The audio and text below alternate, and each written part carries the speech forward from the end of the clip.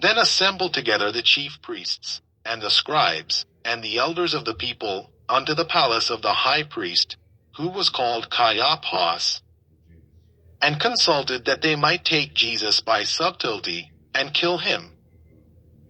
But they said, Not on the feast day, lest there be an uproar among the people. Now when Jesus was in Bethany, in the house of Simon the leper, there came unto him a woman having an alabaster box of very precious ointment, and poured it on his head, as he sat at meat. But when his disciples saw it, they had indignation, saying, To what purpose is this waste? For this ointment might have been sold for much, and given to the poor. When Jesus understood it, he said unto them, Why trouble ye the woman? For she hath wrought a good work upon me. For ye have the poor always with you, but me ye have not always. For in that she hath poured this ointment on my body, she did it for my burial.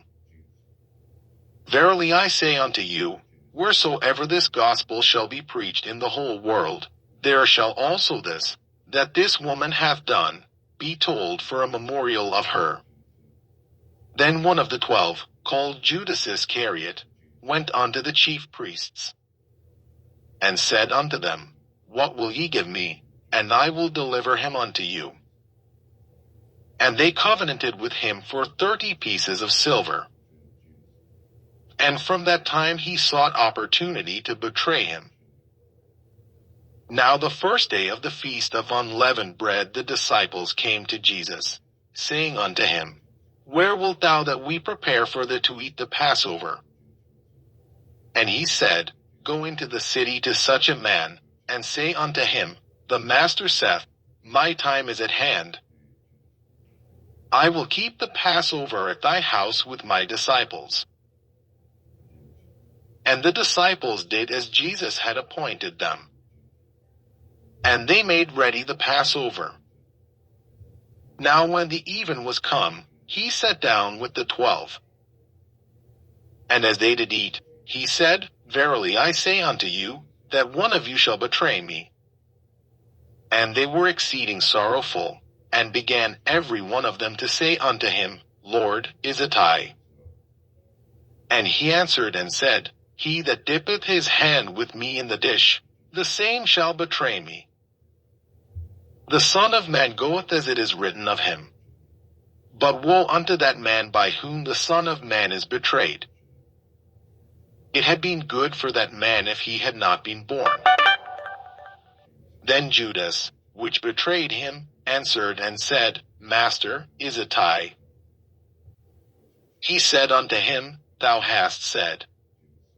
And as they were eating, Jesus took bread, and blessed it, and brake it, and gave it to the disciples, and said, Take, eat. This is my body. And he took the cup, and gave thanks, and gave it to them, saying, Drink ye all of it. For this is my blood of the New Testament, which is shed for many for the remission of sins. But I say unto you, I will not drink henceforth of this fruit of the vine, until that day when I drink it new with you in my Father's kingdom. And when they had sung in him, they went out into the Mount of Olives. Then said Jesus unto them, All ye shall be offended because of me this night. For it is written, I will smite the shepherd, and the sheep of the flock shall be scattered abroad. But after I am risen again, I will go before you into Galilee. Peter answered and said unto him, Though all men shall be offended because of thee, yet will I never be offended. Jesus said unto him, Verily I say unto thee, that this night, before the cock crow, thou shalt deny me thrice. Peter said unto him, Though I should die with thee, yet will I not deny thee. Likewise also said all the disciples. Then cometh Jesus with them unto a place called Gethsemane, and saith unto the disciples, Sit ye here, while I go and pray yonder.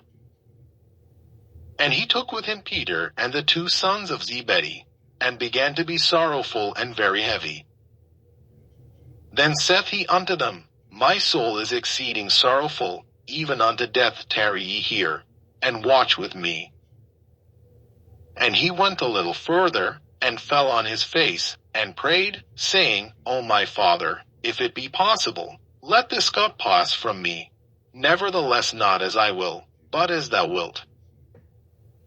And he cometh unto the disciples, and findeth them asleep, and saith unto Peter, What, could we not watch with me 1 hour?